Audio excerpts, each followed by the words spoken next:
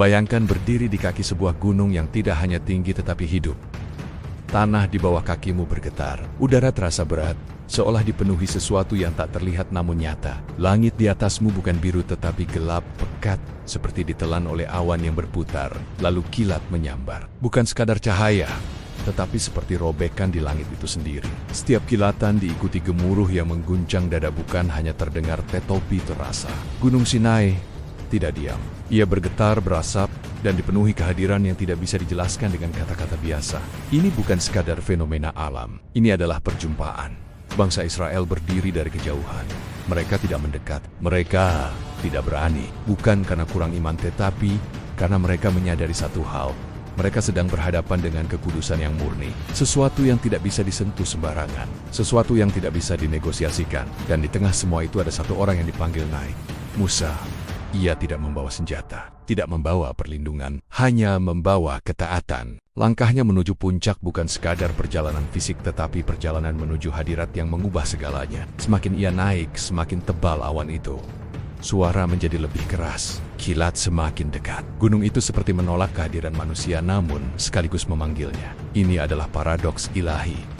Kekudusan yang menakutkan, tetapi juga mengundang. Ketika Musa akhirnya berdiri di puncak, ia tidak hanya melihat fenomena, ia berdiri di hadapan otoritas.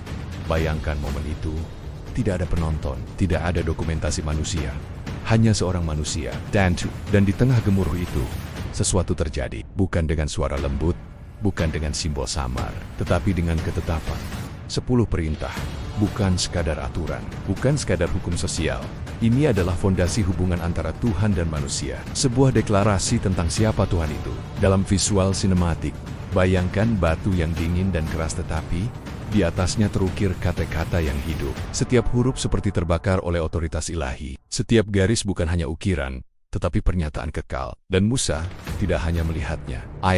Bayangkan beratnya. Bukan hanya berat fisik dari batu itu, tetapi bobot maknanya. Ia membawa turun sesuatu yang tidak berasal dari bumi, sesuatu yang tidak bisa diubah. Di bawah, bangsa Israel menunggu tetapi dengan hati yang gelisah. Mereka telah melihat kilat, mereka telah mendengar guntur, tetapi mereka belum memahami sepenuhnya apa artinya. Gunung Sinai menjadi simbol bahwa Tuhan bukan hanya kasih, Ia juga kudus. Dan kekudusan itu tidak bisa dipisahkan dari otoritas, tidak bisa diremehkan, tidak bisa ditawar. Namun di balik semua itu, ada tujuan. Perintah-perintah itu bukan untuk menindas manusia, tetapi untuk membentuk mereka, membawa mereka keluar dari kekacauan, menuju kehidupan yang selaras dengan kehendak Tuhan.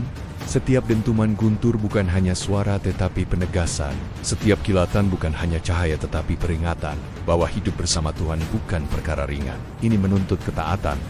Ini menuntut keseriusan. Kita hidup di dunia yang mencoba melembutkan segalanya. Tetapi Sinai mengingatkan kita bahwa ada standar yang tidak berubah. Dan pertanyaannya tetap sama.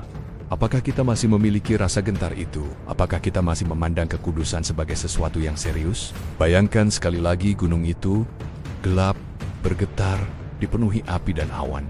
Ini bukan hanya kisah masa lalu. Ini adalah pengingat bahwa di balik kasih Tuhan, ada kekudusan yang tidak bisa diabaikan. Dan di tengah gemuruh itu, sebuah suara masih berbicara, memanggil, menetapkan, dan menuntut ketaatan.